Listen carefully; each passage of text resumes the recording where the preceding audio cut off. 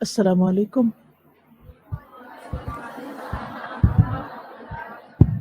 السلام علیکم ورحمۃ اللہ وبرکاتہ. کیا حال ہے سب کا؟ الحمدللہ. تو آپ نے مزید کچھ غور و فکر کیا؟ کیا غور و فکر؟ قصے کیوں پڑھنے چاہیے؟ کیوں پڑھنے چاہیے؟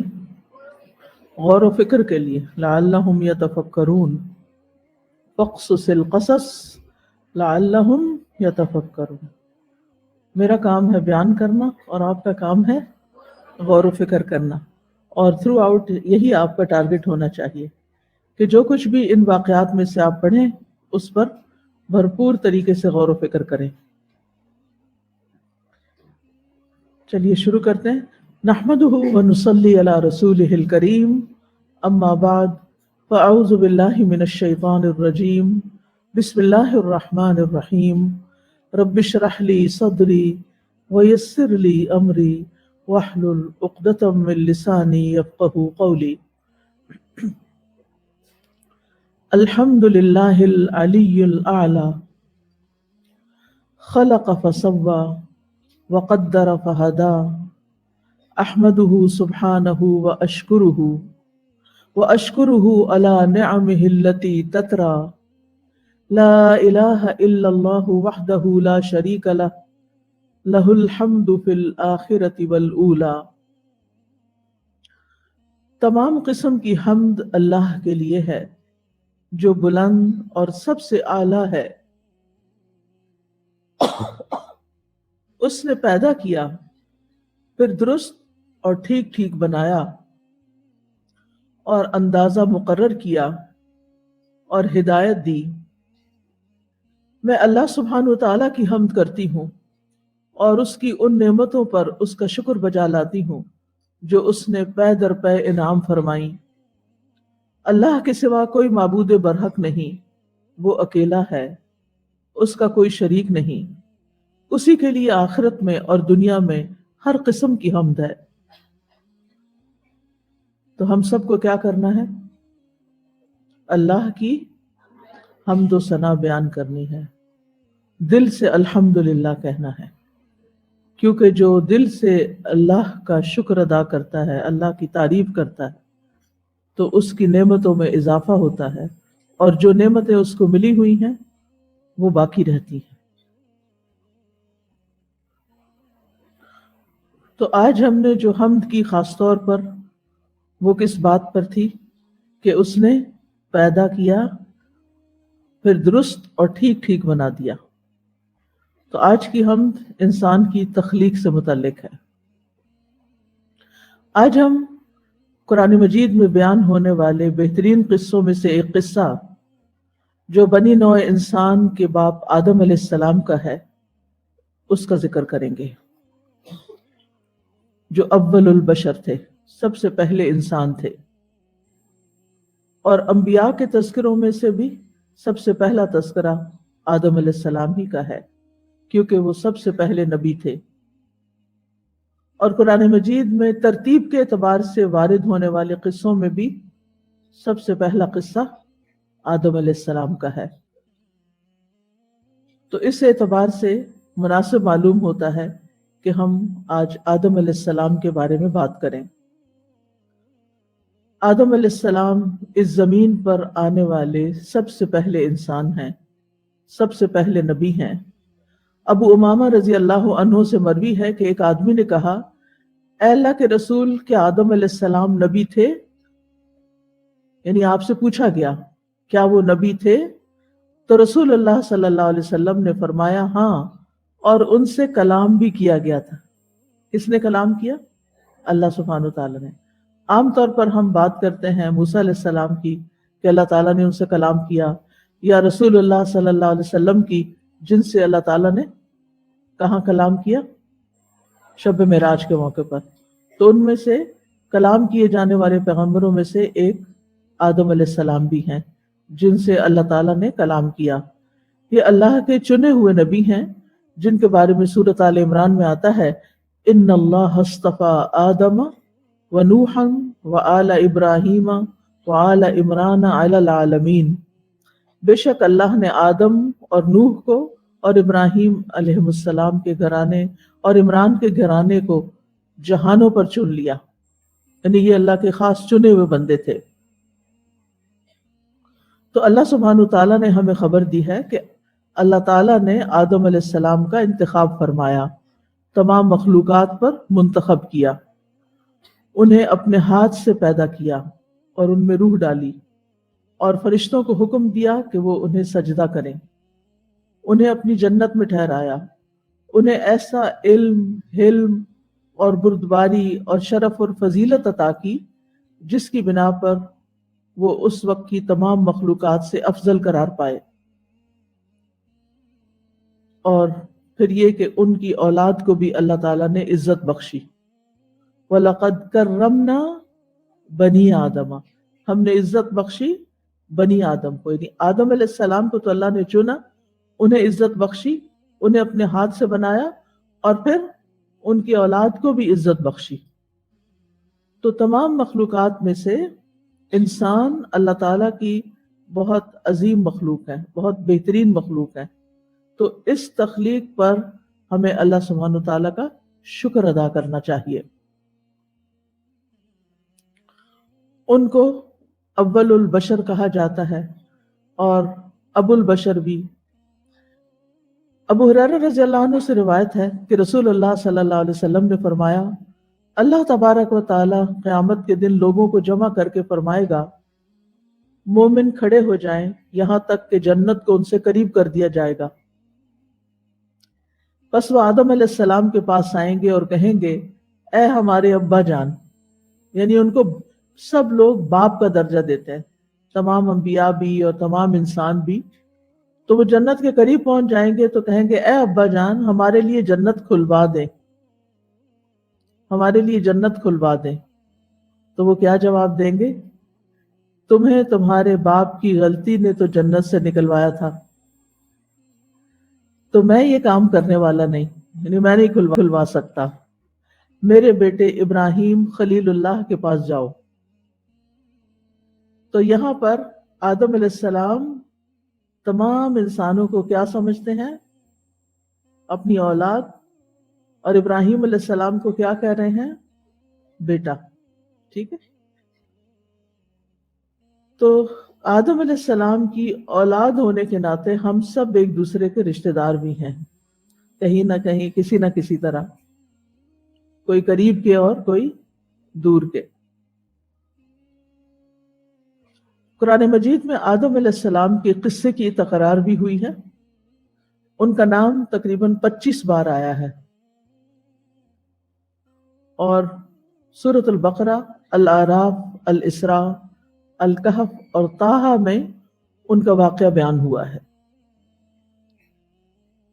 ہماری کوشش یہ ہوگی کہ ان تمام جگہوں کی آیات کو جو ایک دوسرے سے ملتی جلتی ہیں ساتھ ساتھ بیان کر کے واقعے کی تفصیلات آپ کے سامنے رکھیں۔ آدم علیہ السلام کا مختصر قصہ کچھ یوں ہے کہ انسان کی تخلیق سے پہلے اللہ تعالیٰ نے فرشتوں اور جنات کو پیدا کیا تھا۔ فرشتے نور سے پیدا ہوئے جو ہر وقت اللہ سبحانہ تعالیٰ کی تسبیح اور تقدیس بیان کرتے ہیں اور اللہ کی نافرمانی نہیں کرتے۔ جنات کی تخلیق آگ سے ہوئی، جنوں میں کچھ اچھے بھی ہیں اور کچھ اس کے علاوہ بھی ہیں۔ آدم علیہ السلام کی تخلیق سے پہلے جنات زمین پر رہتے تھے، لیکن انہوں نے زمین پر بہت فساد مچایا، خون ریزی کی، نافرمانیاں کی، کفر اور شرک کیا۔ چنانچہ اللہ تعالیٰ نے زمین میں ایک نئی مخلوق پیدا کرنے کا ارادہ کیا اور فرشتوں کو اس سے آگاہ کیا کہ وہ زمین میں خلیفہ بنانے والے ہیں۔ فرشتوں نے جب یہ سنا تو اللہ کے حضور بطور سوال عرض کیا، اے اللہ، کیا آپ ایک ایسی مخلوق کو پیدا کرنا چاہتے ہیں جو زمین کو فساد اور خون ریزی سے بھر دے گی؟ کیونکہ جنوں کے پاس بھی اختیار تھا، اس لیے انہوں نے فساد کیا۔ اب انسان کو بھی با اختیار مخلوق بنایا جا رہا تھا، تو اس لیے فرشتوں کو پریشانی لاحق ہوئی۔ تو فرشتوں نے اس نئی مخلوق کو بھی جنات پر قیاس کیا تھا، اور وہ یہ سمجھے کہ نئی مخلوق بھی جنات کی طرح بے حد سرکش اور نافرمان ہوگی۔ وہ بولے کہ ہم آپ کی تسبیح و تحلیل کے لیے کافی ہیں۔ تو اللہ تعالیٰ نے جواب دیا کہ آدم علیہ السلام، آدم کے پیدا کرنے میں جو حکمتیں ہیں تم ان سے واقف نہیں، بلکہ میں خوب جانتا ہوں۔ چنانچہ اللہ تعالیٰ نے آدم علیہ السلام کو مٹی سے پیدا کیا، ان میں روح پھونکی، اور انہی سے ان کی بیوی حوا علیہ السلام کو پیدا کیا، اور پھر آدم علیہ السلام کی پشت سے قیامت تک پیدا ہونے والی ان کی تمام اولاد کی روحوں کو نکالا۔ یہ دنیا میں آنے سے پہلے یہ کام ہو گیا کہ جس روح نے آنا ہے وہ سب پیدا ہو چکی ہیں۔ اور کن سے پیدا ہوئی؟ آدم علیہ السلام کی پشت سے۔ پھر اللہ تعالیٰ نے سب فرشتوں کو حکم دیا کہ وہ آدم کے آگے سجدے میں گر جائیں، تو سب فرشتوں نے اللہ کی اطاعت کرتے ہوئے فوراً آدم علیہ السلام کو سجدہ کیا، لیکن ابلیس جو جنوں میں سے تھا اس نے اپنے رب کے حکم کی تعمیل سے انکار کر دیا۔ اس کا انکار کرنا تکبر اور بڑائی کی بنا پہ تھا۔ اس نے یہ دلیل پیش کی کہ میں آدم سے بہتر ہوں۔ اس بے ادبی پر اللہ تعالیٰ نے اسے اپنی بارگاہ سے دور کیا، اسے مردود اور ملعون قرار دیا۔ اللہ تعالیٰ نے آدم علیہ السلام اور ان کی بیوی حوا کو جنت میں ٹھہرایا اور کہا کہ تم جہاں سے جو چاہو بلا روک ٹوک خوب کھاؤ پیو۔ پھر ایک درخت کی طرف اشارہ کر کے فرمایا کہ کھانے کی غرض سے اس درخت کے قریب بھی نہ جانا اور اس کے کھانے سے مکمل پرہیز کرنا۔ شیطان کو جب اس بات کا علم ہوا کہ آدم اور حوا علیہ السلام کو ایک خاص درخت کے پھل کھانے سے منع کیا گیا ہے، تو وہ ان کو ورغلانے اور پھسلانے کی کوشش کرنے لگا۔ آدم علیہ السلام اس کے فریب میں آ گئے اور آدم اور حوا دونوں نے درخت کے پھل کو کھا لیا، جس کے نتیجے میں ان سے جنت کا لباس اتروا لیا گیا۔ اللہ تعالیٰ نے آدم اور حوا کو جنت سے نکال کر زمین پر بھیج دیا۔ آدم علیہ السلام کو اپنی غلطی کا احساس ہوا، انہوں نے اللہ سبحانہ تعالیٰ سے توبہ کی، اللہ تعالیٰ نے ان کی توبہ قبول کر لی اور انہیں نبوت کے لیے چن لیا، اور آدم اور حوا سے پھر باقی تمام انسانی نسل کو آگے بڑھایا اور زمین پر بسایا۔ تو یہ ہے مختصراً آدم علیہ السلام کا قصہ اول سے آخر تک، اور یہاں سے نسل انسانی دنیا میں پھر پھیلتی چلی گئی۔ اب اس قصے کے اندر بہت سے سبق ہیں، بہت سی سیکھنے کی باتیں ہیں، اور چونکہ یہ قصص القرآن ہے اور رمضان کی نسبت سے یہ سیریز شروع کی گئی ہیں، اور رمضان وہ مہینہ ہے جس میں قرآن نازل کیا گیا، شہر رمضان الذی انزل فیہ القرآن، لہٰذا ہم قصہ صرف بطور قصہ نہیں سنائیں گے، بلکہ اس کے ساتھ ساتھ ہم قرآن مجید کی تلاوت بھی آپ کو سنائیں گے، اور پھر ہر آیت سے نکلنے والے سبق بھی، یعنی ایک طرح سے ان آیات میں تدبر بھی ہوگا تاکہ ہم غور و فکر کر سکیں۔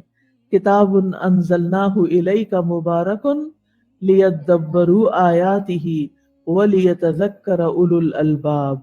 تو آپ انشاءاللہ اپنی عقل استعمال کرتے ہوئے، اولو الالباب ہوتے ہوئے ان آیات میں تدبر کریں گے اور ان سے اپنے لیے سبق لیں گے، ٹھیک ہے انشاءاللہ۔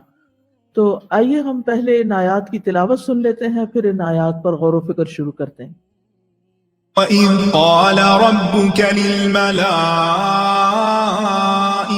إِنِّي جَاعِلٌ فِي الْأَرْضِ خَلِيفَةً قَالُوا أَتَجْعَلُ فِيهَا مَن يُفْسِدُ فِيهَا وَيَسْفِكُ الدِّمَاءَ وَنَحْنُ نُسَبِّحُ بِحَمْدِكَ وَنُقَدِّسُ لَكَ قَالَ إِنِّي أَعْلَمُ مَا لَا تَعْلَمُونَ وَعَلَّمَ آدَمَ الْأَسْمَاءَ كُلَّهَا ثُمَّ عَرَضَهُمْ عَلَى الْمَلَائِكَةِ فَقَالَ أَنبِئُونِي بِأَسْمَاءِ هَؤُلَاءِ إِن كُنتُمْ صَادِقِينَ قالوا سبحانك لا علم لنا علمتنا إنك أنت العليم الحكيم. قال يا آدم أنبئهم بأسمائهم. فلما أنبأهم بأسمائهم قال ألم أقل لكم إني أعلم غيب السماوات والأرض وأعلم ما تبدون وما كنتم تكتمون. وإذ قلنا للملائكة اسجدوا لآدم فسجدوا إلا إبليس أبى واستكبر وكان من الكافرين. وقلنا يا آدم اسكن أنت وزوجك الجنة وكلا منها رغدا حيث شئتما ولا تقربا هذه الشجرة فتكونا من الظالمين. فأزلهما الشيطان عنها فأخرجهما مما كانا فيه وقلنا اهبطوا بعضكم لبعض عدو ولكم في الأرض مستقر ومتاع إلى حين.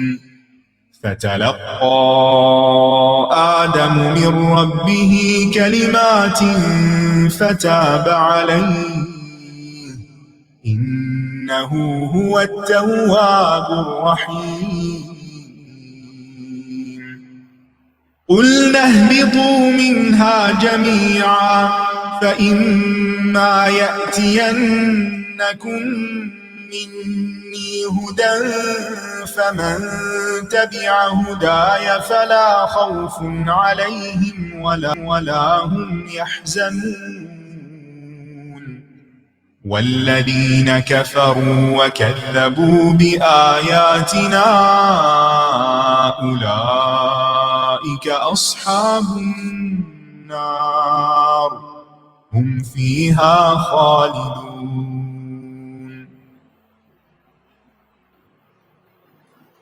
آیت نمبر 30 سے، اور جب آپ کے رب نے فرشتوں سے فرمایا کہ میں زمین میں ایک خلیفہ بنانے والا ہوں، انہوں نے کہا کیا تو اس میں ایسے کو خلیفہ بنائے گا جو اس میں فساد کرے گا اور خون بہائے گا؟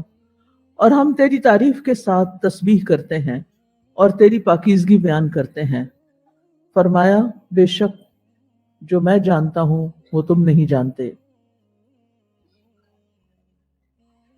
وَإِذْ قَالَ رَبُّكَ لِلْمَلَائِكَةِ، اور وہ وقت یاد کرو جب آپ کے رب نے ملائکہ سے کہا۔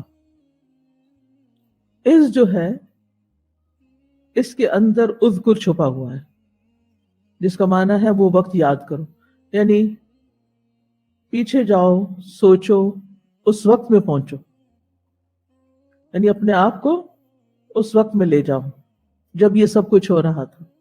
وہ کیوں؟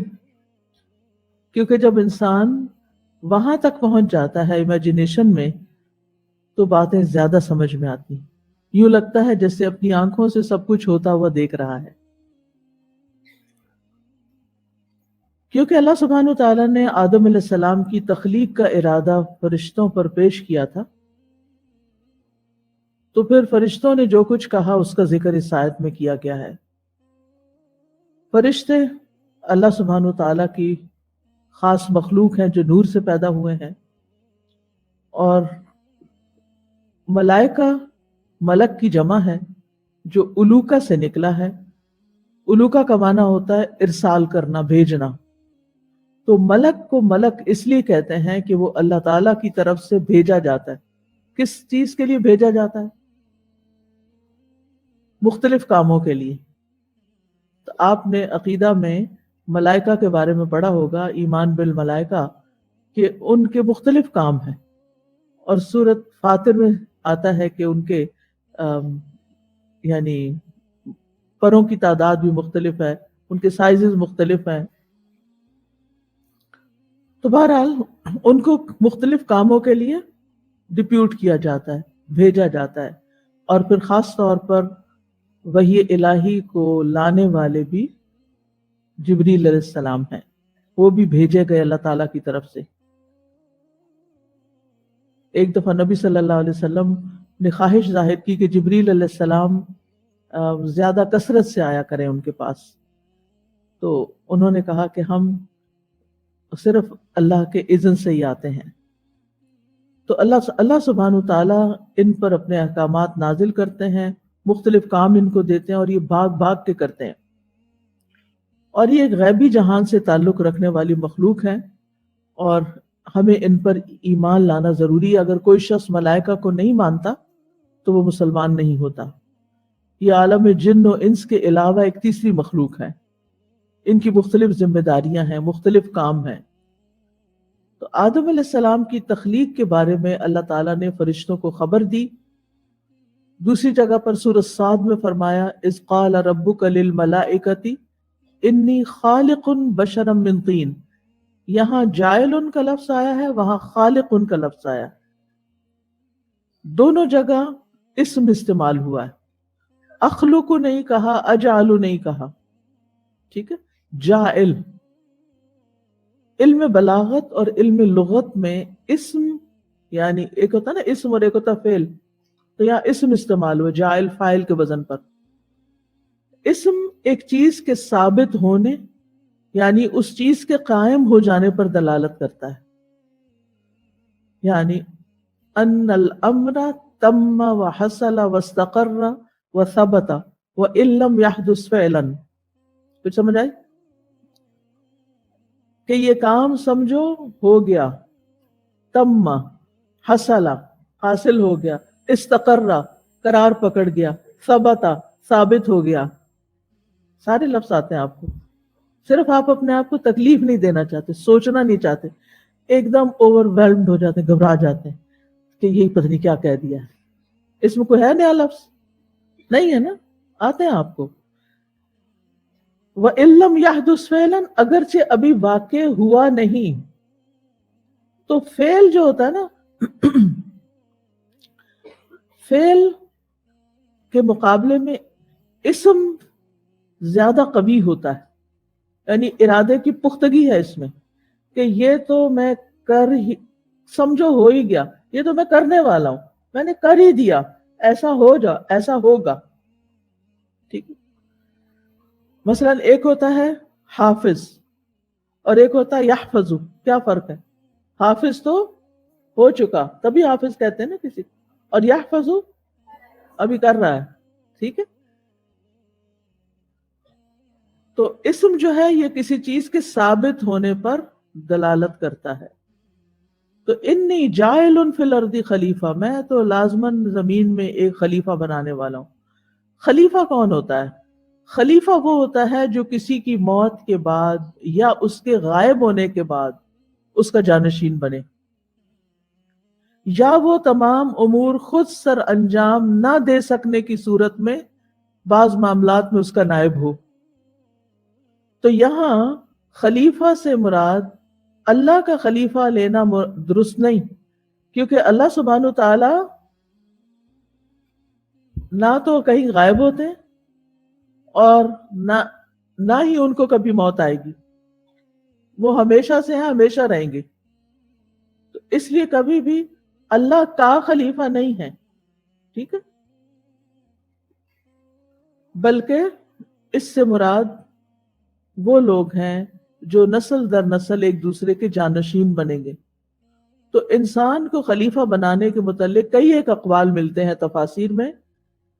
ایک ہے انسان زمین میں اللہ کا خلیفہ ہے، یعنی اللہ سبحانہ تعالیٰ نے جو کام اس کے ذمے لگائے، یہ اس معنی میں خلیفۃ اللہ، اس میں اللہ کا جانشین ہونا مراد نہیں ہے یہاں، بلکہ الگ معنی میں کہ اللہ تعالیٰ نے جو کام اس کے ذمے لگائے ہیں کہ وہ زمین کو آباد کرے، اس کو تعمیر کرے اور سڑکیں بنائے، نہریں کھودے، یہ کام کوئی اور مخلوق نہیں کر سکتی، نہ جنات کر سکتے ہیں اور نہ فرشتے کرتے ہیں، نہ پرندے، نہ ہی شیر، گیدڑ وغیرہ، وہ یہ نہیں کام کرتے۔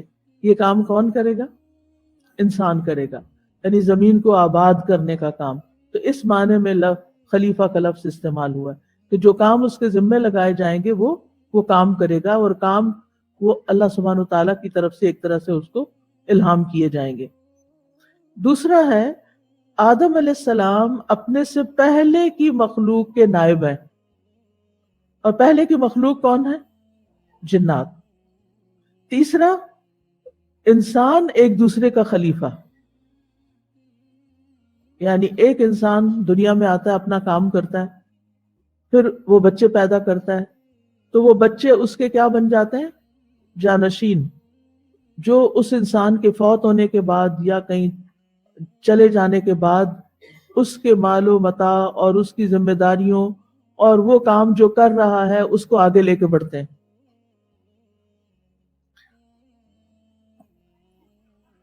ایک اور معنی بھی کیا گیا ہے، اور وہ ہے کہ انبیاء نائب ہیں اور باقی انسان ان کے تابع ہیں. یعنی انبیاء کو اصل کام سپرد کیا گیا، اور باقی لوگ جو انبیاء کہتے ہیں اس کے مطابق کرتے ہیں. جیسے کسی ملک کی حکومت چلانے کے لیے ایک ذمہ دار ہوتا ہے اور باقی لوگ اس کی بات سنتے ہیں. لیکن راجح معنی یہی کیا گیا ہے کہ انسان زمین میں ایک دوسرے کا خلیفہ ہے، جس کی دلیل وہ سورۃ الانعام کی اس آیت سے لیتے ہیں وَهُوَ الَّذِي جَعَلَكُمْ خَلَائِفَ الْأَرْضِ وَرَفَعَ بَعْضَكُمْ فَوْقَ بَعْضٍ دَرَجَاتٍ. وہی ہے جس نے تمہیں زمین کے جانشین بنایا اور تمہارے بعض کو بعض پر درجوں میں بلندی عطا کی. اسی طرح سورۃ النمل میں بھی آتا ہے أَمَّن يُجِيبُ الْمُضْطَرَّ إِذَا دَعَاهُ وَيَكْشِفُ السُّوءَ وَيَجْعَلُكُمْ خُلَفَاءَ الْأَرْضِ. تو اب یہ خلیفۃ الارض ہے، یعنی زمین کے اندر اس کو جانشین بنایا گیا ہے. کس کا؟ پچھلی نسل کا. تو کون ہے جو بے قرار کی دعا قبول کرتا ہے جب وہ اس سے دعا کرتا ہے اور تکلیف دور کرتا ہے اور تمہیں زمین کے جانشین بناتا ہے؟ کیا اللہ کے ساتھ کوئی اور الہ بھی ہے؟ بہت کم تم نصیحت پکڑتے ہو. تو اب اس میں آپ دیکھیے کہ آیت کے اتنے سارے حصے میں کیا کیا آ گیا؟ عز آ گیا، رب آ گیا، ملائکہ آ گیا، جاعل کا معنی آ گیا، خلیفہ کا معنی آ گیا. تھوڑی ہی دیر میں آپ نے کتنی ساری باتیں سیکھ لیں اس قصے کے حوالے سے. ٹھیک ہے. قالوا اتجعل فیہا من یفسد فیہا ویسفک الدماء. فرشتوں نے سوال کر دیا. فرشتوں نے سوال کر دیا. یہ سوال اعتراض نہیں تھا. کیا نہیں تھا؟ اعتراض نہیں تھا، اور نہ ہی انہیں آدم علیہ السلام سے کوئی حسد تھا، بلکہ انسان کی پیدائش کی حکمت معلوم کرنے کے لیے سوال کیا تھا، بات کو سمجھنے کے لیے، ایک چیز کی حقیقت کو جاننے کے لیے. تو اس سے کیا بات سامنے آتی کہ ہمارے سوال کرنے کی جو نیت ہے کسی بھی موقع پر وہ کاؤنٹ کرتی ہے، اس کے مطابق ہمارا اجر ہوتا ہے. ہم سوال کر سکتے ہیں، فرشتوں نے بھی سوال کیا تھا، ہم دین کے معاملات میں بھی سوال کر سکتے ہیں، آیات کی حکمت بھی معلوم کر سکتے ہیں. اللہ تعالیٰ نے جو احکامات ہمیں دیے ہیں ان کے بارے میں ہمیں حق ہے کہ ہم پوچھیں، لیکن اس کے پیچھے نیت کیا ہونی چاہیے کہ ہم اس کو اچھی طرح سمجھ جائیں، اس کی حکمت معلوم کر سکیں، اس کا فائدہ جان لیں تاکہ ہمارا عمل اور آسان ہو جائے. کیونکہ فرشتے ساری کائنات میں اللہ تعالیٰ کے احکامات لے کے آتے جاتے ہیں، تو obviously انہیں انسانوں کے ساتھ بھی ڈیل کرنا تھا، تو انہوں نے وجہ جاننی چاہیے کہ اب یہ مخلوق کیا کرے گی. لیکن دین کے کسی معاملے میں یا کسی آیت پر یا کسی حدیث پر ہمیں اعتراض کرنے کا کوئی حق نہیں، اور اس میں پھر ہمیں ہمارا انداز بھی ایسا نہیں ہونا چاہیے کہ جس سے اعتراض والی ٹون بھی ہو. یہ بھی بے ادبی میں آتا ہے. یعنی سوال آپ کر سکتے ہیں، اعتراض آپ نہیں کر سکتے. کیوں نہیں کر سکتے؟ واللہ یعلم وانتم لا تعلمون. فساد. یعنی قالوا اتجعل فیہا من یفسد فیہا، کہ آپ وہ بنانے جا رہے ہیں جو اس میں فساد کرے گا. ان کو یہ فساد ہوتا ہے حد اعتدال سے نکل جانا، استقامت سے نکل جانا. اس کا اپوزٹ اصلاح ہے، یعنی یہ نافرمانی اور گناہ کے ذریعے فساد کرے گا. وَيَسْفِكُ الدِّمَاء، عمومی فساد کے بعد تخصیص، عموم کے بعد تخصیص، یعنی عام بات کرنے کے بعد انہوں نے خاص طور پر ایک فعل کا ذکر کیا، وَيَسْفِكُ الدِّمَاء، کہ خون بہائے گا، یعنی فساد کی آخری حد قتل انسان. اب سوال یہ پیدا ہوتا ہے کہ فرشتوں کو کیسے پتا چلا کہ زمین میں فساد ہوگا؟ دو وجوہات کی بنا پر. ایک تو یہ کہ انہوں نے یہ دیکھا کہ آدم علیہ السلام سے پہلے جو مخلوق زمین پر تھی یعنی جنات، انہوں نے زمین میں بہت فساد کیا تھا، جس کا ذکر سورۃ الحجر میں آتا ہے، وَلَقَدْ خَلَقْنَا الْإِنسَانَ مِنْ صَلْصَالٍ مِّنْ حَمَإٍ مَّسْنُونٍ وَالْجَانَّ خَلَقْنَاهُ مِنْ قَبْلُ مِنْ نَارِ السَّمُومِ. البتہ تحقیق ہم نے انسان کو بدبودار کیچڑ کی کھنکتی مٹی سے پیدا کیا، اور اس سے پہلے یعنی کس سے پہلے؟ انسان سے پہلے جن کو ہم نے آگ کی لپٹ سے پیدا کیا. تو وہ آگ سے پیدا ہوئے تھے، جس کا ذکر قرآن میں آ گیا ہے. تو انہوں نے، فرشتوں نے دیکھا کہ جنات نے زمین میں بہت فساد کیا ہے، انہوں نے ان کے حالات دیکھے ہوئے تھے. دوسری بات، یعنی انہوں نے کہاں سے سمجھ لیا کہ انسان یہ سب کچھ کرے گا؟ یہ لفظ خلیفہ سے، کہ خلیفہ اس لیے ہوتا ہے کہ وہ جھگڑے ختم کرتا ہے، لوگوں کے درمیان صلح صفائی کرواتا ہے، معاملات کے فیصلے کرتے ہیں. تو انہوں نے اندازہ کر لیا کہ زمین پر بھی پھر دوبارہ جھگڑے فساد ہونے والے ہیں، اسی لیے خلیفہ کی ضرورت ہے. وَنَحْنُ نُسَبِّحُ بِحَمْدِكَ وَنُقَدِّسُ لَكَ، اور ہم آپ کی حمد کے ساتھ آپ کی تسبیح کر رہے ہیں اور آپ کی پاکی بیان کرتے ہیں. یعنی ہم ہمیشہ آپ کی عبادت کرتے ہیں اور کبھی آپ کی کوئی نافرمانی نہیں کی. اور ویسے بھی آپ کو معلوم ہے کہ اللہ تعالیٰ نے انسان کی تخلیق کس مقصد کے لیے کی تھی؟ وَمَا خَلَقْتُ الْجِنَّ وَالْإِنسَ إِلَّا لِيَعْبُدُونِ، عبادت کے لیے. کہ اگر انسانوں کی تخلیق کا مقصد آپ کی عبادت کرنا ہے تو ہم موجود ہیں، ہم دن رات کسی کوتاہی اور اکتاہٹ کے بغیر تیری عبادت میں مشغول رہتے ہیں. تو پھر انسان کی کیا ضرورت ہے؟ یعنی کیوں پھر اس نے اور کیا کرنا ہے؟ اب یہاں پر آپ دیکھیں، ایک نسبح کا لفظ ہے اور ایک نقدس. تسبیح کا مطلب عام طور پر لوگوں کو نہیں آتا. تسبیح کا معنی ہوتا ہے کہ ہم آپ کو پاک قرار دے رہے ہیں. نسبح، ہم آپ کو پاک قرار دے رہے ہیں. کس سے پاک قرار دے رہے ہیں؟ جی، ہر عیب سے پاک، ہر نقص سے پاک، پھر آپ کے کمال میں کوئی کمی نہیں، اس سے پاک. اور آپ مخلوقات کی مماثلت سے پاک ہیں، آپ مخلوق جیسے نہیں ہیں.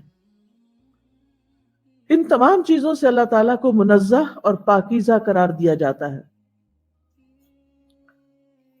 پھر تسبیح کے ساتھ حمد بھی بیان ہو رہی ہے، خالی تسبیح نہیں. یعنی ہم ایسی پاکیزگی بیان کرتے ہیں جس کے ساتھ حمد بھی ملی ہوئی ہے، کیونکہ تسبیح میں نقص سے پاک قرار دینا ہے اور حمد میں اللہ کے کمال کو ثابت کرنا ہے. یعنی آپ کی تعریف بھی، صرف اتنا نہیں کہ آپ میں عیب کوئی نہیں، بلکہ جواب دینا، آپ کو ساتھ لے کے چلنا چاہتی ہوں، اس لیے، ورنہ میں خود ہی بتا دوں آپ کو، پھر آپ عادت سوتے جاگتے سنیں گے. اس لیے کہ بہت اہم چیز ہے. یہ سوال میرے ذہن میں اکثر آتا تھا کہ نسبح بحمد کا کیوں، ساتھ حمد کیوں ہے؟ تو تسبیح آدھا حصہ ہے اور حمد اس کی تکمیل ہے. تسبیح میں پاک قرار دینا کہ آپ میں کوئی عیب نہیں. اچھا، اب مثال کے طور پر اگر میں یہ کہوں کہ اس گلاس میں کوئی داغ نہیں، تو یہ بھی تعریف ہے کہ یہ صاف ستھرا ہے، لیکن یہ آدھی تعریف ہے. اگر میں یہ کہوں کہ یہ گلاس بہت چمکدار بھی ہے، اس میں کوئی داغ بھی نہیں اور یہ چمکدار بھی ہے، تو ایک طرف اس کی عیب سے نفی کر دی گئی اور دوسری طرف اس کی تعریف بھی کی گئی، تو اس سے پھر پورا کمال ثابت ہوتا ہے۔ وَنُقَدِّسُ تقدیس، اب ایک طرف تسبیح بھی پاکی بیان کرنا تھا اور اب یہاں تقدیس کا لفظ بھی آ گیا، اس کا معنی بھی پاک کرنا ہوتا ہے۔ تو تسبیح کہتے ہیں نامناسب چیز کی نفی کرنا، اور تقدیس کہتے ہیں شایان شان چیز کو ثابت کرنا، یعنی آپ پاک ہیں۔ تسبیح کا مطلب ہے آپ میں عیب کوئی نہیں، اور تقدیس کا مطلب کیا ہے؟ آپ ہر طرح سے پاک ہیں۔ تو قدوس سے مراد وہ ذات ہوتی ہے جو دوسروں کی شرکت کی محتاجگی اور شرک جیسی نجاستوں سے پاک ہوتی ہے۔ اور پھر یہاں یہ بھی کہا گیا نقدس لک، اور یہ جو لک ہے یہ اس میں لام جو ہے یہ اختصاص کے لیے ہے، یعنی آپ ہی کے لیے، خالصتاً آپ کے لیے۔ اتنا بھی اگر کہتے نا نسبح بحمدک و نقدس، بات ہو جاتی، لیکن نقدس لک، آپ ہی کی، صرف آپ کی پاکیزگی ہم بیان کرتے ہیں، آپ کی تقدیس بیان کرتے ہیں۔ اور یہ فرشتوں کی خاص صفت ہے اور یہ فرشتوں کی غذا ہے، وَإِنَّا لَنَحْنُ الْمُسَبِّحُونَ، اور بے شک ہم تو تسبیح کرنے والے ہیں، یعنی اپنے کاموں کے ساتھ ساتھ وہ کیا کرتے ہیں؟ تسبیح کرتے رہتے ہیں۔ تو آپ بھی فرشتے بن جائیں، ذرا اپنے کاموں کے ساتھ ساتھ تسبیح بھی کیا کریں، ذکر بھی کیا کریں۔ فرشتے، کچھ فرشتے اللہ تعالیٰ کا عرش اٹھائے ہوئے ہیں، ہر وقت اٹھائے ہوئے ہیں، کام میں لگے ہوئے ہیں، لیکن اس کے ساتھ ساتھ کیا کرتے ہیں؟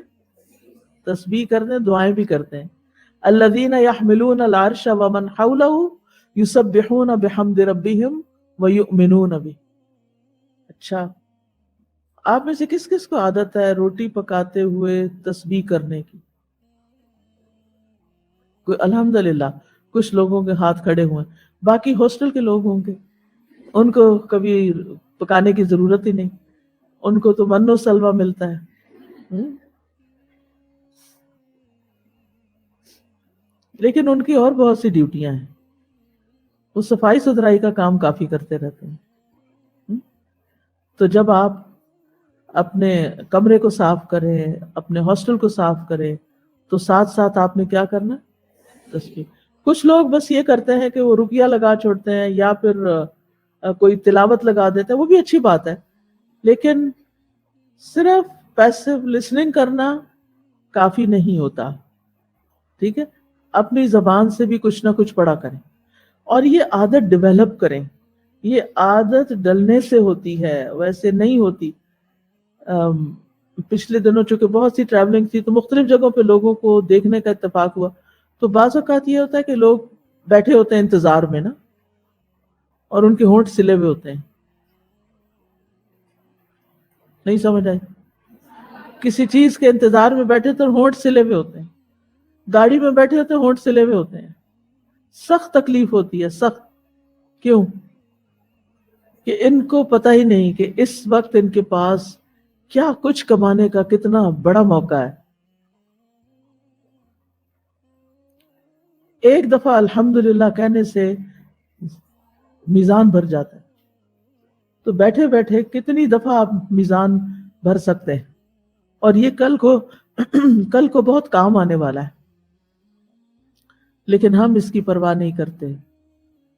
ہم ٹریول کرتے ہیں، سفر کرتے ہیں، چل کے جا رہے ہوتے ہیں، مثلا آپ اوپر سے سیڑھیاں اترتے ہیں، اس وقت تو عادت کچھ ہو ہی گئی ہوگی سبحان اللہ پڑھنے کی اور چڑھتے ہوئے اللہ اکبر پڑھنے کی، لیکن بیچ میں صحن بھی آتا ہے، تو وہاں پہ چپ ہو جاتے ہیں، پھر کچھ بھی نہیں پڑھتے، وہاں استغفر اللہ پڑھ لیا کریں، کیونکہ اس کے بھی بڑے فائدے ہیں۔ ہمارے بہت سے کاموں میں رکاوٹ ہمارے گناہوں کی وجہ سے ہوتی ہے، اس لیے ہم سب کو کثرت سے استغفار کی ضرورت ہوتی۔ آدم علیہ السلام سے اللہ تعالیٰ ناراض ہوئے تو انہوں نے کیسے منایا؟ استغفار کر کے اللہ تعالیٰ نے ان کو چن لیا. یعنی بعض اوقات انسان سے ایسی غلطی ہو جاتی ہے یا ایسے پاسٹ میں ایسے گناہ کر کے آیا ہوتا ہے کہ وہ اس کو کبھی کبھی ہانٹ کرتے رہتے ہیں, اس کی پنچنگ ہوتی رہتی ہے, میں نے یہ غلط کیا تھا. بس حل یہی ہے کہ جس وقت شیطان پریشان کرے فوراً استغفار شروع کر دیں, اور اللہ تعالیٰ معاف کرنے والا ہے.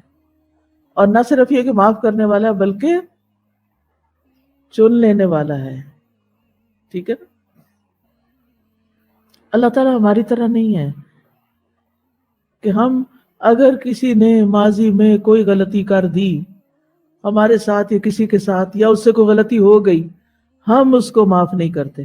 ایسا ہی ہے نا, یا اس کو جتائیں گے یا اس کے بارے میں بری سوچ سوچیں گے.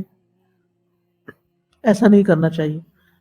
ایسا نہ ہو کہ اس نے پتہ نہیں کتنی توبہ کر کے اللہ کو راضی کر لیا ہو اور اللہ نے اس کو چن لیا ہو خیر کے لیے, اور ہم اس کے بارے میں برا سوچ کے برا گمان کر کے اللہ کے ہاں پکڑے جائیں. تو جس حد تک ممکن ہو اپنے دلوں کو لوگوں کی طرف سے صاف کرتے رہا کریں. آپ لوگوں کو معاف کرتے رہیں گے, اللہ تعالیٰ آپ کو معاف کرے گا. تو فرشتے کام کرتے ہوئے تسبیح کرتے ہیں, ہم نے بھی کیا کرنا ہے؟ ہم نے بھی کام کرتے ہوئے تسبیح کرنے, کھانا پکاتے ہوئے, واک کرتے ہوئے, برتن دھوتے ہوئے, جھاڑو دیتے ہوئے, کچھ بھی کرتے ہوئے, جب اپنے آپ کو فارغ نہیں رہنے دینا, ہر وقت ذکر ذکر ذکر. کیونکہ جو والذاکرین اللہ کثیرا والذاکرات اعد اللہ لہم مغفرتا واجرا عظیما. کثرت سے اللہ کا ذکر کرنے والے مرد اور عورتیں. اور یہ جو میں کہہ رہی ہوں نا کہ اپنے آپ کو عادت ڈالیں, اس میں بہت خوش قسمت ہیں وہ لوگ جن کو قرآن مجید زبانی یاد ہے.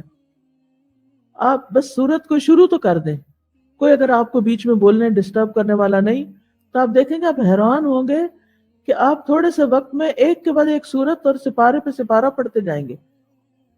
صرف عادت ڈالنے کی ضرورت ہے, اپنے آپ کو عادت ڈالیں. ٹھیک ہے نا.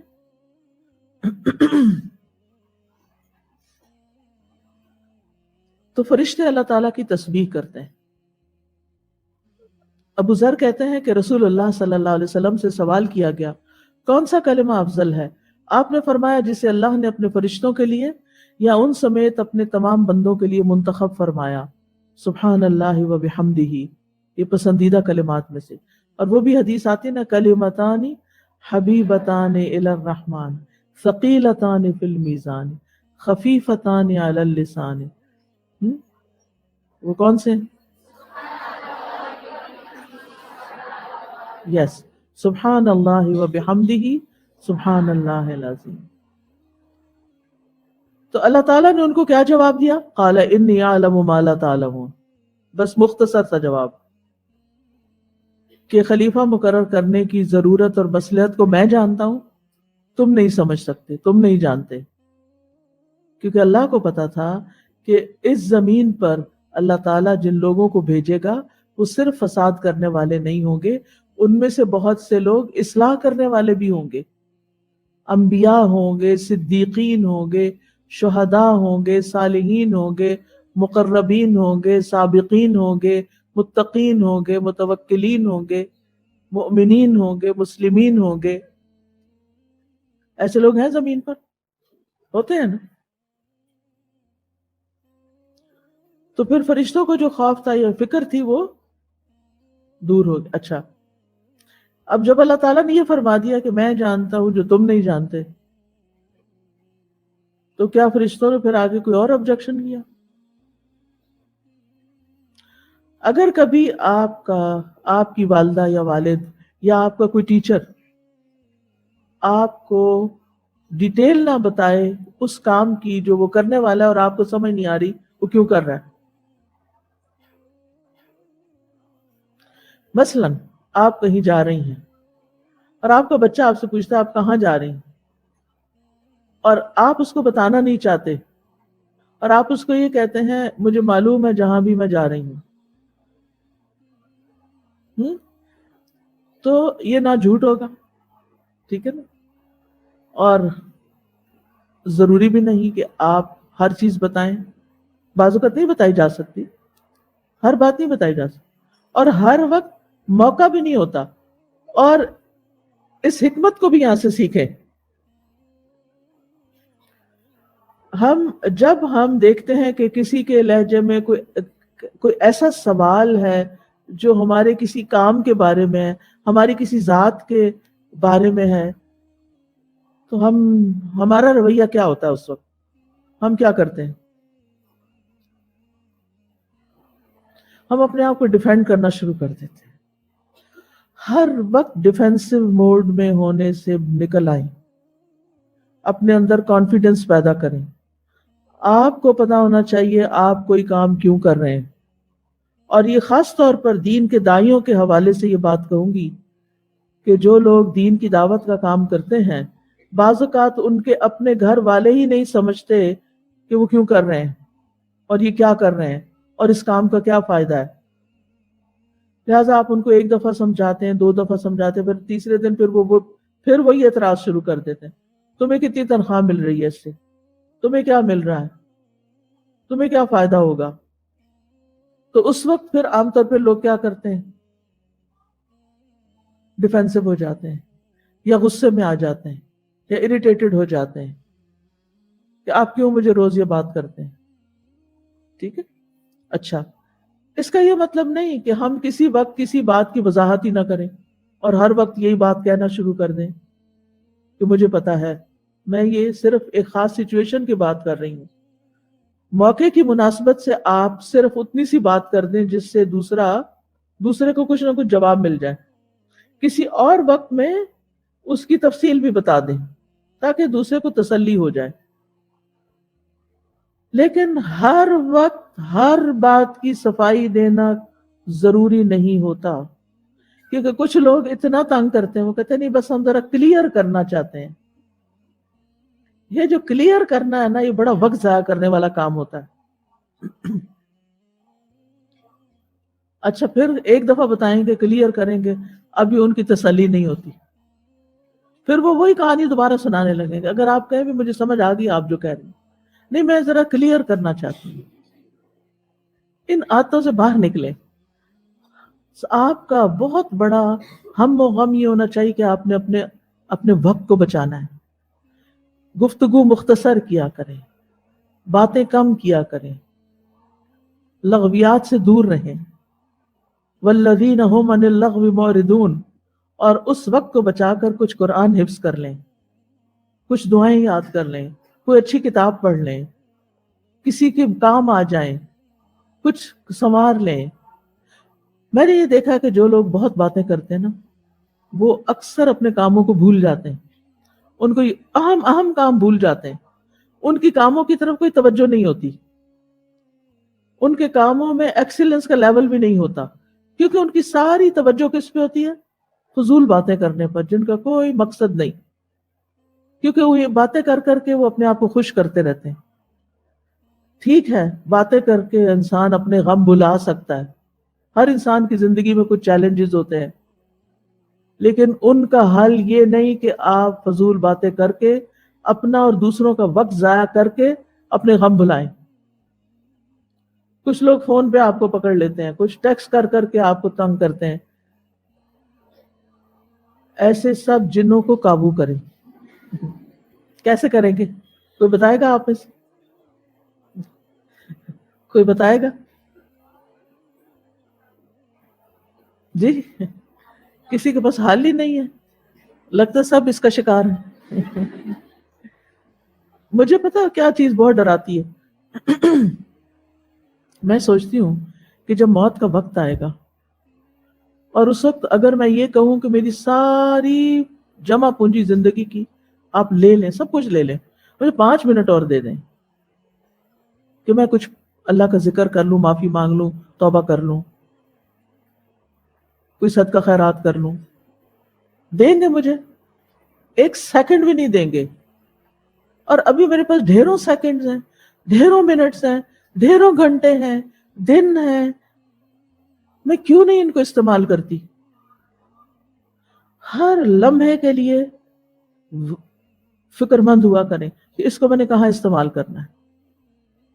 اور اس کے لیے صرف کرنے کے کام نہیں، چھوڑنے کے کام بھی سوچیں. مجھے اپنی زندگی سے کیا کچھ نکال دینا چاہیے تاکہ میں اس کی جگہ زیادہ امپورٹنٹ کام کر سکوں. کون سے کام ایسے ہیں جو میرے علاوہ کوئی اور بھی کر سکتا ہے؟ وہ دوسرے کر رہے ہیں، مجھ سے بہتر کر سکتے ہیں، مجھے وہ کرنا چاہیے جو وہ نہیں کر سکتے. زندگی کو گنوائیں نہیں، اپنے آپ کو ضائع مت کریں، کسی دھوکے میں نہ رہیں کہ یہ جوانی ہمیشہ رہے گی اور یہ طاقت ہمیشہ رہے گی اور یہ وسائل ہمیشہ رہیں گے. ہمیں اگلے لمحے کا نہیں پتا ہمارے ساتھ کیا ہونے والا ہے. لہٰذا جن کاموں کی آپ کو حسرت ہے نا، ایک حسرت میں نے سب میں دیکھی ہے، اگرچہ اس کو پورا کرنے کے لیے کوئی خاص کوشش نہیں ہوتی، کاش ہم حافظ قرآن ہوتے. یہ اکثر لوگوں کو میں نے قریب سے دیکھا ہے، سنا ہے. بڑی آپ دعا کریں ہم بھی حفظ کر لیں. صرف ہماری دعاؤں سے آپ نہیں کرنے والے جب تک آپ خود سنجیدہ فیصلہ نہیں کرتے، کیونکہ ما ہوا بالہزل، یہ کوئی کھیل تماشے کی چیز نہیں، یہ ایک سنجیدہ معاملہ ہے. اس کے لیے آپ کو سنجیدگی اختیار کرنی ہے، اس کے لیے آپ کو اپنا وقت نکالنا ہے. لہذا کیا کرنا ہے؟ فضول چیزوں کو زندگی سے باہر نکالنا ہے، وقت ضائع کرنے والے لوگوں سے بچ کے رہنا ہے، اور ایسے لوگوں کا ساتھ اختیار کرنا ہے جو اپنے وقت کو بہترین طریقے سے استعمال کرتے ہوں. ان کے پاس رہ کے سیکھیں وہ کرتے کیا ہیں. قال انی اعلم ما لا تعلمون. اس وقت اللہ تعالیٰ نے بس اتنی بات کہہ کے بات ختم کر دی کہ میں جانتا ہوں جو میں کرنے والا ہوں. آپ بھی جو کچھ کر رہے ہیں اس کے بارے میں آپ کو پتا ہونا چاہیے آپ کیوں کر رہے ہیں. مثلاً یہ کورس کر رہے ہیں، کیوں کر رہے ہیں؟ اس لیے کہ امی نے بھیج دیا تھا، زبردستی چھوڑ گئی تھی، اس لیے کہ کوئی اور کام نہیں تھا تو میں نے کہا چلو یہی کر لیتی ہوں، فارغ وقت ہے. کیوں کر رہی؟ اور اس کے کرنے کے بعد میں نے کیا کرنا ہے آگے کی ابھی سے سوچ کے رکھیں. یہ نہیں کہ وہ جو پنجابی میں کہتے ہیں نا، ویڑے آئی جنج تو ونو کڑی دے کن. کیا مطلب اس کا؟ کہ جب بارات آ جائے تو وہ کانٹے پہنانے ہوتے ہیں نا دلہن کو، تو وہ تو سوراخ ہی کوئی نہیں ہے، جلدی سے سوراخ کرو. اب وہ بیچاری کا حال کیا ہوگا؟ کانوں سے بھی خون بہ رہا ہوگا، اور پھر وہ کانٹے جو پہن کے جائے گی تو بخار بھی ضرور چڑھے گا. تو اس لیے پہلے سے پلان کریں، آگے کیا کرنا ہے، کل کیا کرنا ہے، اگلے سال کیا کرنا ہے، اس کے بعد کیا کرنا ہے. اگر نہیں کریں گے پیچھے رہ جائیں گے. انی اعلم ما لا تعلمون. اور کبھی کبھی جب لوگ بڑی تنقیدیں کریں نا تو یہ جملہ یاد رکھیں، انی اعلم ما لا تعلمون. مجھے پتا ہے جو میں کر رہی ہوں. کچھ لوگ ہوتے ہیں نا، ان کو بس تنقید کا شوق ہوتا ہے، کچھ نہ کچھ سچ جھوٹ ملا کے کوئی نہ کوئی نیکی کما رہے ہوتے ہیں اپنے خیال میں. انی اعلم ما لا تعلمون. تو اس آیت سے جو باتیں ہم نے سیکھی وہ یہ کہ اللہ سبحانہ وتعالیٰ نے کلام کیا فرشتوں سے. اللہ تعالیٰ کلام کرتے ہیں، اللہ تعالیٰ بات بھی کرتے ہیں، اور اس کا کلام علم اور حکمت پر مبنی ہوتا ہے. پھر اس میں انسان کی عزت اور شرف کا بیان ہے کہ اللہ نے اس کو بنایا. پھر اسی طرح انسان کی تخلیق کے بارے میں ایک غلط نظریے کا بطلان بھی ہے، اور وہ کیا ہے؟ ارتقاء کا نظریہ، کہ انسان بطور انسان نہیں پیدا ہوا بلکہ حیوانات کے مختلف چھوٹے بڑے طبقات سے گزر کر ایوالو ہو کر موجودہ انسانی شکل اس نے حاصل کی. پھر پتہ نہیں کئی ہزار سال سے وہ آگے کیوں نہیں بڑھا. انسان سے کچھ اور بننا چاہیے تھا، کیونکہ ایوولوشن رکنی تو نہیں چاہیے تھی نا. بہرحال انسان کو بہترین ساخت پر اللہ نے بنایا، انسان کو عزت دی، اور پھر انسان کو جس پرپس کے لیے پیدا کیا جا رہا ہے وہ بھی واضح کر دیا. چونکہ یہ ایک عظیم کام تھا اس لیے پہلے سے فرشتوں کو اطلاع دی گئی کہ یہ ہونے جا رہا ہے. ٹھیک ہے. اور پھر کائنات میں انسان کی حیثیت کیا ہوگی وہ بھی بتا دی. پھر یہ ہے کہ فرشتے زمین میں فساد کو ناپسند کرتے ہیں اور خود اللہ تعالیٰ کی بہترین عبادت کرتے ہیں، تعظیم کرتے ہیں، ہر وقت تسبیح میں مشغول رہتے ہیں. یسبحون اللیل والنہار لا یفترون، تھکتے ہی نہیں، کرتے ہی رہتے ہیں. فرشتوں کی تسبیح ایسے ہی ہے جیسے ہم سانس لیتے ہیں. ہم سانس لینے سے رکتے ہی نہیں، نہ سوتے نہ جاگتے، ایک لمحہ بھی ہم نہیں چھوڑتے جب ہم سانس یا اندر نہ کر رہے ہو یا باہر نہ کر رہے ہو. تو فرشتے اسی طرح جیسے ہمارا سانس چل رہا ہے نا، فرشتوں کی تسبیح چلتی رہتی ہے. وہ نہ کھاتے ہیں، نہ پیتے ہیں، نہ شادی، نہ تجارت، نہ زراعت، وہ صرف اور صرف اپنی ڈیوٹی پوری کرتے ہیں جو ان کو دی جاتی ہے اور ساتھ تسبیح کرتے رہتے ہیں. اس سے تسبیح کی فضیلت کا بھی پتہ چلتا ہے. اللہ تعالیٰ فرماتے ہیں وَسَبِّحُوهُ بُكْرَةً وَأَصِيلًا، صبح و شام اس کی تسبیح بیان کرو. لہٰذا صبح ایک تسبیح سبحان اللہ و بحمدہ کی اور ایک شام کو ضرور کر لیا کریں.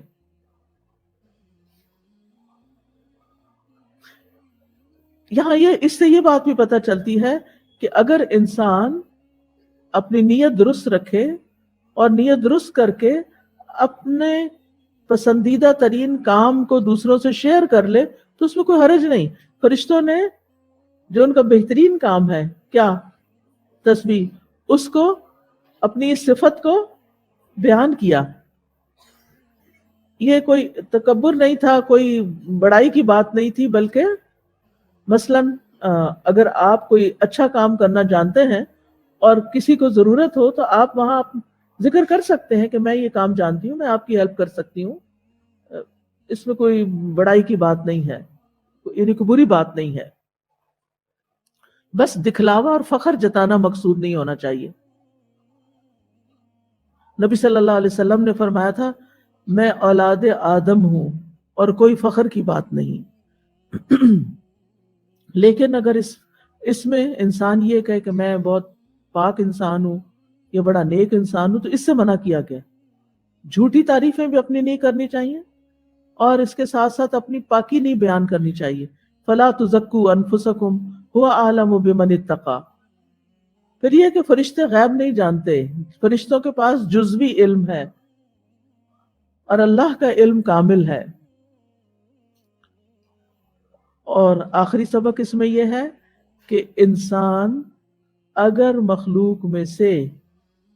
مخلوقات میں سے کسی تخلیق کی حکمت نہ جان سکے تو سر تسلیم خم کر دے. سبحانک ما خلقت ھذا باطلا.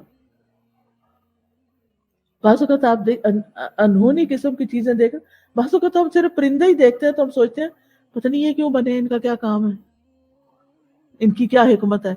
بعض اوقات زمین کے اندر ہم کیڑے مکوڑے دیکھتے ہیں، زمین کھودتے ہیں تو اندر سے کچھ چیزیں نکلنے لگتی ہیں.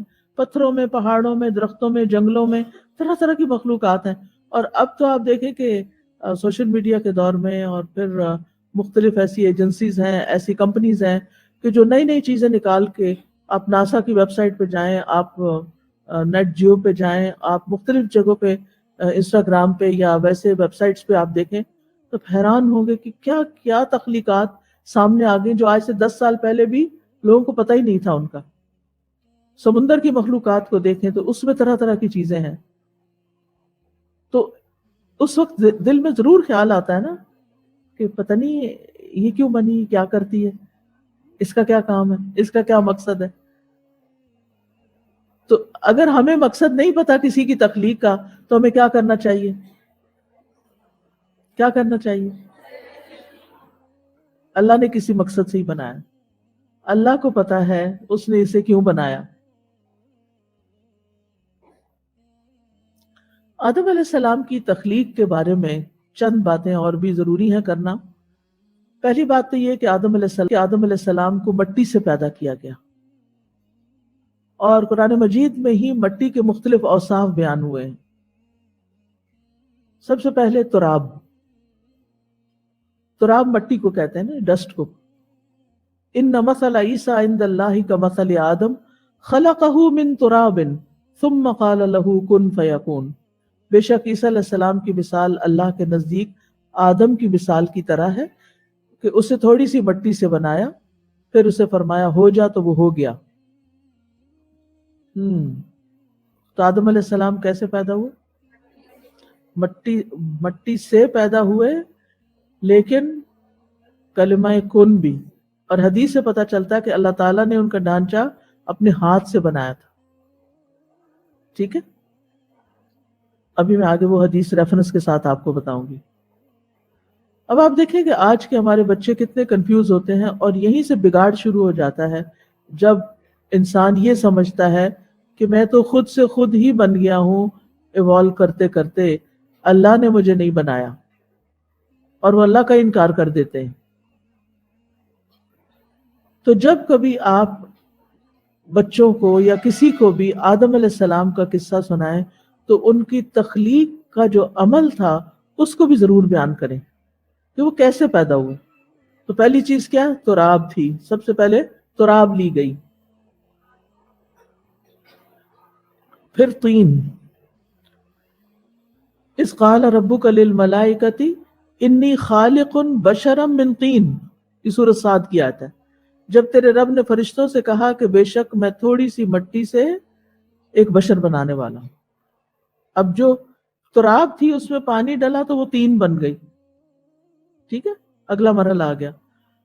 پھر سورۃ الحجر میں آتا ہے وَلَقَدْ خَلَقْنَا الْإِنسَانَ مِنْ صَلْصَالٍ مِنْ حَمَإٍ مَسْنُونٍ، اور البتہ تحقیق ہم نے انسان کو بدبودار سڑے ہوئے کیچڑ کی کھنکتی مٹی سے پیدا کیا۔ ٹھیک، یعنی وہ گیلی مٹی کو چھوڑ دیا گیا، حتیٰ کہ اس میں کیا پیدا ہو گیا؟ بو پیدا ہو گئی، لیس پیدا ہو گئی۔ پھر سورۃ الرحمن میں آتا ہے خلق الانسان من صلصال کالفخار، اس نے انسان کو بجنے والی مٹی سے پیدا کیا جو ٹھیکری کی طرح، جیسے گھڑا وغیرہ ہوتا نا اس میں سے آواز آتی ہے اگر آپ اس کو ٹکوریں، یعنی اس طرح۔ تو عربی زبان میں خشک مٹی کو تراب کہتے ہیں، گیلی مٹی کو طین کہتے ہیں، مدت تک پڑی رہے اور سیاہ ہو جائے تو حما کہتے ہیں، اور بدبو آنے لگے تو حمائن مسنون کہتے ہیں، خشک ہو کر کھن کھن بجنے لگے تو سلسال کہتے ہیں، اور مسنون کی ایک معنی یہ بھی ہے جس کی تصویر بنائی گئی ہو، اور مسنون کا ایک معنی ملائم اور نرم بھی ہے۔ تو آدم علیہ السلام کی پیدائش کی ترتیب یہاں سے پتہ چلتی ہے کہ سب سے پہلے اللہ تعالیٰ نے پوری زمین سے مٹی لی، اور پھر پانی ڈالا، اور پھر چھوڑ دیا، اور وہ لیسدار ہو گئی، کالی سیاہ ہو گئی، اس میں بو آنے لگی، اور پھر اس کو ڈھانچے کی شکل میں بنایا گیا، اور ڈھانچہ سوکھ کر کھن کھن بجنے لگا۔ اس کے بعد اس میں روح پھونکی گئی۔ تو زمین کی مٹی کے مختلف رنگ ہیں۔ اگر آپ ٹریول کریں نا تو ایون پاکستان کے اندر بھی مختلف پہاڑوں کے رنگ مختلف ہیں، مٹی کے رنگ بھی مختلف ہے، کہیں یلو مٹی ہے سنہری رنگ کی، کہیں لال مٹی ہے، کہیں براؤنش جیسے ہمارے ہاں عام طور پہ پائی جاتی ہے، کہیں ڈارک کلر کہیں ڈارک کلر ہے، کہیں لائٹ کلر ہے۔ تو رسول اللہ صلی اللہ علیہ وسلم نے فرمایا آدم علیہ السلام 3 طرح کی مٹی سے بنائے گئے، 3 طرح کی مٹی سے، سیاہ، سفید اور سرخ۔ ایک اور حدیث میں آتا ہے مسند احمد کی، اللہ عز و جل نے آدم کو ایک مٹھی مٹی سے پیدا کیا تھا جو اس نے ساری زمین سے اکٹھی کی تھی، ایک مٹھی مٹی سے پیدا کیا جو ساری زمین سے اکٹھی کی گئی۔ یہی وجہ ہے کہ بنی آدم زمین ہی کی طرح ہیں، کچھ سفید ہیں، کچھ سرخ ہیں، کچھ سیاہ فام ہیں، کچھ اس کے درمیان، اس طرح کچھ خبیث ہیں، کچھ عمدہ ہیں، کچھ نرم ہیں، کچھ غمگین ہیں، اور کچھ ان کے درمیان، یعنی مزاج کے اعتبار سے بھی فرق ہے ان میں۔ پھر یاد رکھیے کہ ایک اور روایت میں آتا ہے کہ اللہ تعالیٰ نے، یہ عبداللہ بن عمر کہتے ہیں، یعنی کہ صحابی کا قول ہے، اور امام مجاہد سے مروی ہے کہ اللہ نے 4 چیزوں کو اپنے ہاتھ سے پیدا کیا، عرش، قلم، آدم اور جنت عدن. پھر تمام مخلوقات سے کہا ہو جا تو وہ ہو گئی، یعنی باقی ساری مخلوق کو کن کہہ کے پیدا کیا. اب یہاں پر یہ جو آدم اور جنت اور یہ عرش وغیرہ ہیں، جنت کی ایک اور جگہ پہ وضاحت آتی ہے جنت عدن کے بارے میں کہ ایک اینٹ سونے کی رکھی، ایک چاندی کی رکھی، اور مسک کی کستوری کا دائرہ. اور اس طرح اللہ تعالیٰ نے اپنے ہاتھ سے جنت عدن کو بنایا. اب آدم علیہ السلام کا جو ڈھانچہ تھا وہ اللہ تعالیٰ نے خود اپنے ہاتھ سے بنایا، اور پھر روح پھونکی اور وہ کن کہہ کے یا جیسے بھی، کیونکہ آیت میں پیچھے آیا ہے کہ آدم علیہ السلام کی تخلیق کے وقت بھی کن کہا گیا تھا، ٹھیک، ہو جا، اور بس ہو گئے. آدم علیہ السلام کو سب سے بہترین صورت پر پیدا کیا گیا. سورۃ الاعراف میں آتا ہے وَلَقَدْ خَلَقْنَاكُمْ ثُمَّ صَوَّرْنَاكُمْ ثُمَّ قُلْنَا لِلْمَلَائِكَةِ اسْجُدُوا لِآدَمَ فَسَجَدُوا إِلَّا إِبْلِيسَ لَمْ يَكُنْ مِنَ السَّاجِدِينَ. اور یقیناً ہم نے تمہیں پیدا کیا، پھر ہم نے ہی تمہاری صورت بنائی، پھر ہم نے فرشتوں سے کہا کہ آدم کو سجدہ کرو، تو سب نے سجدہ کیا سوائے ابلیس کے، وہ سجدہ کرنے والوں میں نہ ہوا. تو خلقناکم ثم صورناکم، اللہ تعالیٰ نے آدم علیہ السلام کی تخلیق کو اپنی طرف منسوب کیا ہے. ٹھیک ہے، حدیث میں آتا ہے، مسند احمد کی روایت ہے، اللہ تعالیٰ نے آدم علیہ السلام کو اپنی صورت پر پیدا کیا. اللہ صورت ہی، اس کے 2 معنی ہیں، یعنی آدم علیہ السلام کو ان کی جو شکل اللہ نے سوچی تھی اس کے مطابق پیدا کیا، یعنی آدم علیہ السلام کی صورت پر پیدا کیا. یہ وہی صورت تھی جو ان کی پیدائش سے لے کر موت تک تھی، ان کے قد و قامت میں کوئی فرق نہیں آیا، یعنی اور لوگوں کے برعکس ان کی حالت تبدیل نہیں ہوئی. کیونکہ آدم علیہ السلام کے علاوہ باقی لوگ پہلے نطفہ ہوتے ہیں، پھر جمع ہوا خون، پھر گوشت کا ٹکڑا بنتے ہیں، پھر ماں کے شکم میں جنین یعنی حمل کی صورت میں ہوتے ہیں، پھر پیدائش کے بعد پہلے بچے بنتے ہیں، پھر جوان مرد بن جاتے ہیں، پھر ان کی جسامت مکمل ہوتی، پھر بڑھاپے کی طرف جاتے ہیں. آدم علیہ السلام جیسے بنے تھے ڈے 1 پہ، وہ بچے نہیں تھے، بچے کی شکل میں نہیں پیدا کیا، بلکہ جوان مرد کی شکل میں پیدا کیا، اور وہ موت تک ایسے ہی رہے. ٹھیک ہے. دوسرا یہ بھی کہا گیا ہے کہ صورت ہی کی ضمیر اللہ تعالیٰ کی طرف لوٹتی ہے، اور اس میں جمہور اہل سنت کا یہ قول ہے کہ اللہ تعالیٰ نے آدم علیہ السلام کو اپنی صورت پہ پیدا کیا.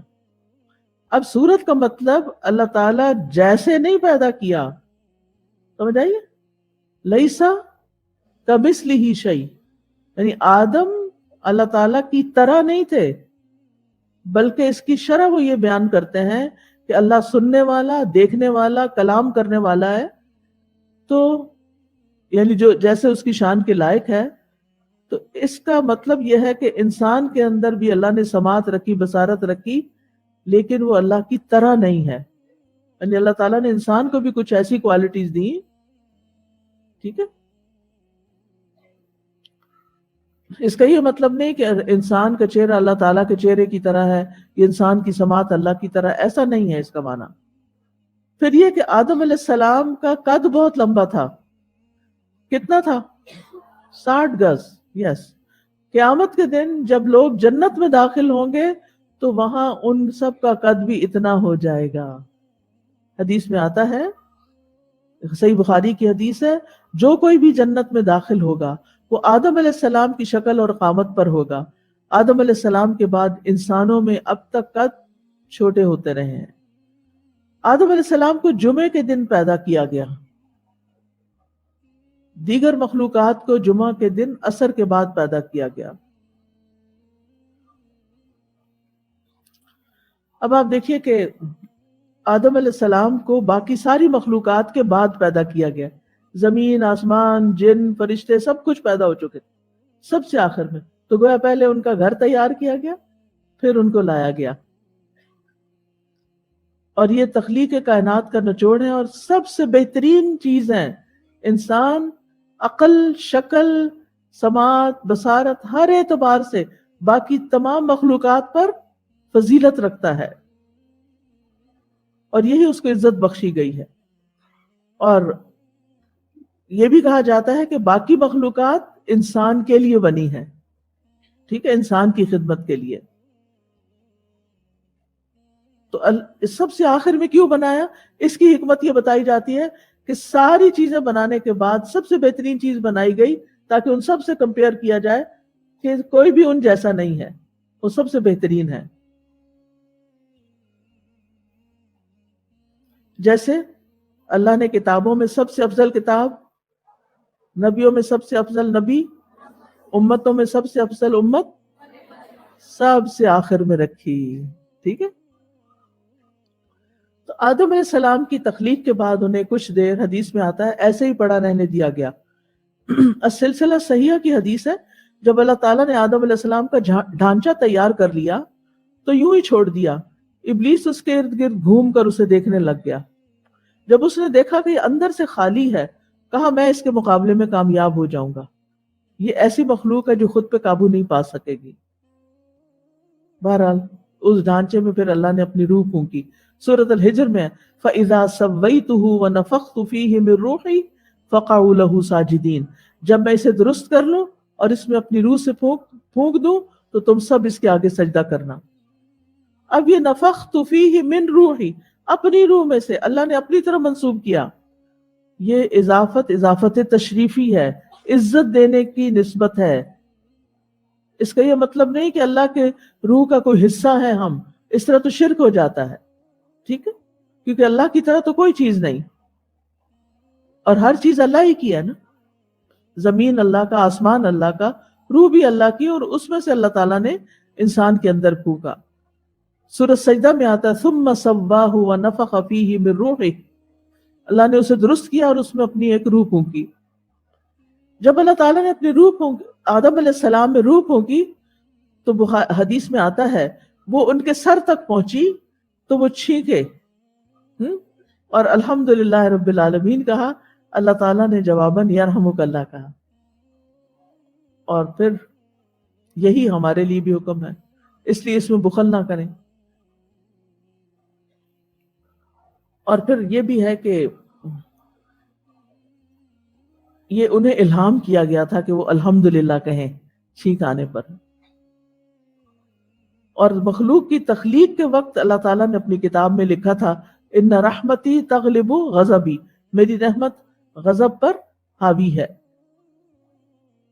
آدم علیہ السلام کو پیدا کرنے کے بعد فرشتوں کے پاس بھیجا گیا تھا کہ ان کو سلام کرو، اور جو وہ جواب دے اسے غور سے سنو، وہی تمہارا اور تمہاری اولاد کا سلام ہوگا. تو آدم علیہ السلام نے فرشتوں کے پاس جا کر السلام علیکم کہا.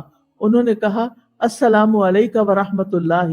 یہ رحمت اللہ کا لفظ فرشتوں نے اپنے پاس سے ایڈ کیا. پھر یہ کہ آدم علیہ السلام سے ہی ان کی بیوی کو پیدا کیا گیا. یا ایھا الناس اتقوا ربکم الذی خلقکم من نفس واحدۃ وخلق منها زوجہا. اے لوگو ڈرو اپنے رب سے جس نے تمہیں ایک جان سے پیدا کیا اور اسی سے اس کا جوڑا بنایا. ٹھیک ہے. حدیث میں آتا ہے جب اللہ تعالیٰ نے آدم علیہ السلام کو پیدا کیا تو انہیں مٹی اور پانی سے پیدا کیا اور حوا علیہ السلام کو ان کی چھوٹی پسلی سے پیدا کیا. پھر آدم علیہ السلام سے تمام انسانوں کی تخلیق ہوتی ہے. وَهُوَ الَّذِي أَنشَأَكُم مِّن نَّفْسٍ وَاحِدَةٍ. پھر یہ بات بھی یاد رکھیے کہ قیامت تک آنے والی تمام روحیں پیدا کر دی گئی ہیں. یہ سنن ترمذی کی روایت ہے. روحیں لشکر کی طرح ہیں، جس نے وہاں ایک دوسرے کو پہچانا یہاں آ کے بھی پہچانتا ہے اور ایک دوسرے سے محبت کرتے ہیں، اور جو وہاں نہیں پہچان سکی وہ یہاں بھی ایک دوسرے سے بیگانہ رہتی ہیں. یہ بات بھی یاد رکھیے کہ آدم علیہ السلام سے نیک اور بری روحیں نکلی. اور پھر یہ ہے کہ اللہ تعالیٰ نے اپنی مخلوق کو اندھیرے میں پیدا کیا، پھر اس پر دن کا نور ڈالا، پھر اسی دن ان پر نور ڈالا، دن کا نور نہیں، اسی دن ان پہ نور ڈالا. جس پہ وہ نور پڑ گیا وہ ہدایت پا گیا، جسے وہ نور نہ ملا وہ گمراہ ہو گیا. پھر یہ کہ سب انسان آدم کی اولاد ہیں، لہذا کیا کرنا چاہیے؟ سب کے ساتھ اچھا معاملہ، کسی کو جانتے ہو یا نہ جانتے ہو سلام کرتے جایا کریں.